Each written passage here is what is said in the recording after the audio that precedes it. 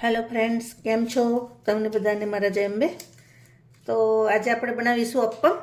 તો એની માટે મેં છે ને આવા રવો લઈ લીધો છે 2 કપ, બરાબર. તો તમે તમારા જેટલા મેમ્બર હોય ને એના હિસાબથી તમારે રવો લેવાનો. પછી હવે એમાં આપણે દહીં એડ કરી દઈશું. તો આ દહીં થોડુંક ખાટું છે, મીડિયમ ખાટું. હવે આપણે એમાં પાણી ઉમેરીશું. તો આ 1 કપ પાણી લઈ લીધું છે.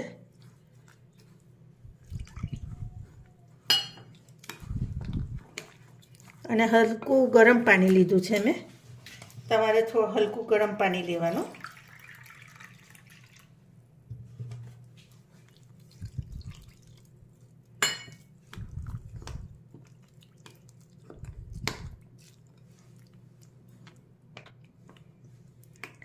હવે આમાં આપણે 2 કપ પાણી એડ કર્યું છે, બરાબર.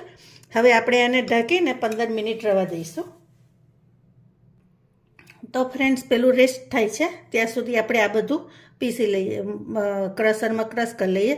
તો મેં ગાજર લીધા છે, મરચાં છે, ડુંગળી છે, કોબીજ છે અને વટાણા છે, અને થોડુંક આદું છે, થોડુંક લસણ લઈશ, 2-3 કળી જેવું. તો આ બધું હું ક્રશરમાં ક્રશ કરી લઉં.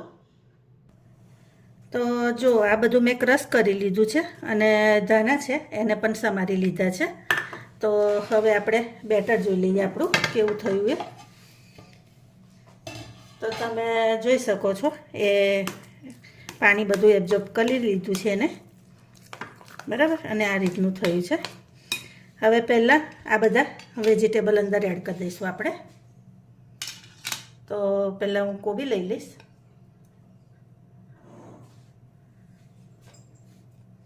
પછી ગાજર છે. આમાં મેં વધારે વેજીસ જ રાખ્યા છે, બરાબર. આ વટાણા છે જે ક્રશ કરી લીધા છે મેં. અને આ ડુંગળી છે જેની જોડે લીલા મરચાં હતા ને એ પણ ક્રશ કરી લીધી છે.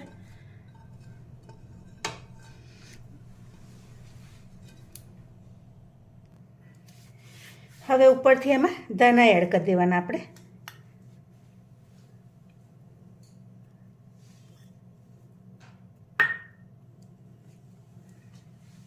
હવે આ બધું આપણે મિક્સ કરી લેવાનું.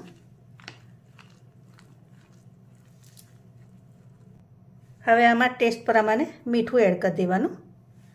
મીઠું વધઘટ તમે કરી શકો. ચાટ મસાલો એડ કરી દેવાનો.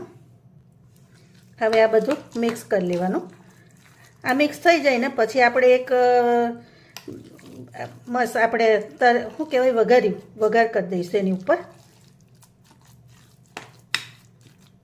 હું આમાં હજી થોડીક પાણી રેડીશ, પણ વઘાર કરીને રેડું. આપણે હવે વઘાર કરી લઈએ. હવે તેલ ચાલુ કરી દીધું છે. તેલ થઈ જાય એટલે રાઈ એડ કરી દેવાની, અને 1 ચમચી જીરું એડ કરી દેવાનું. આ થોડીક હિંગ છે એ એડ કરી દઈશું. હિંગ ખાસ એડ કરજો, કારણ કે એનાથી ટેસ્ટ ખૂબ સરસ આવશે, બરાબર. આ હળદર છે થોડીક, અને મરચું થોડુંક એડ કરી દઈશ.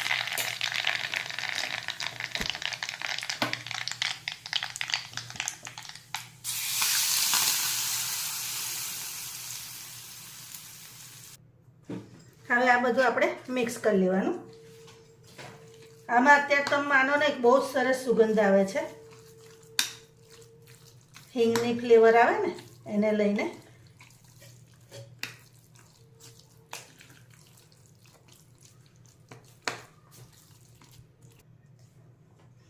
આ સોડા છે ઈનો, સોરી.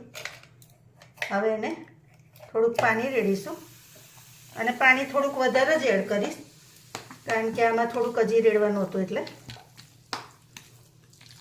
અને હવે પ્રોપર એને મિક્સ કરી લેવાનું બેટરને. તો જો આવી રીતે બેટર આપણું થવું જોઈએ. તો આપણું બેટર તૈયાર છે. હવે અપ્પમની તૈયારી કરી લઈએ. હવે આપણે આમ બધામાં તેલ એડ કરી દેવાનું, થોડુંક. તેલ પણ કેવું છે તમારે જે રીતે મતલબ આમાં પણ એવું જ છે કે તમારે વધારે એડ કરવું હોય તો તમે કરી શકો, એવું કંઈ છે નહીં, બરાબર. અને હવે આને હું ધીમું કરી દઈશ. હવે આવું થઈ જાય એટલે ઉપરથી થોડુંક તેલ આપણે એડ કરી દેવાનું. હવે એને ઢાંકીને આપણે થવા દઈશું. અને મેં ગેસ એકદમ ધીમો જ રાખ્યો છે. હવે આપણે એને જોઈ લઈશું.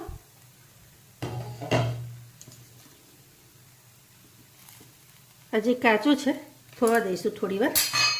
અને ધીમા તાપે એટલે થવા દેવાનું કે થોડુંક અંદરથી શેકાય. ફ્રેન્ડ્સ, હવે આપણે જોઈ લઈએ કેવા થયા છે. આમાં મેં પાણી ભર્યું હતું પછી એક અપમ કાઢીને, તો તમે જોઈ શકો છો કે આ કેવા સરસ ખીલ્યા છે, બરાબર. તો તમારે એક ખાનામાં આવી રીતે પાણી ભરી દેવાનું.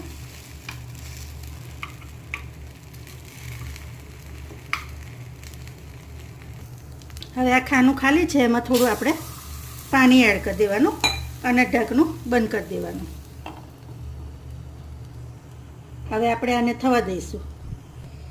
તો ફ્રેન્ડ્સ, હવે આપણે જોઈ લઈએ કેવા થયા છે.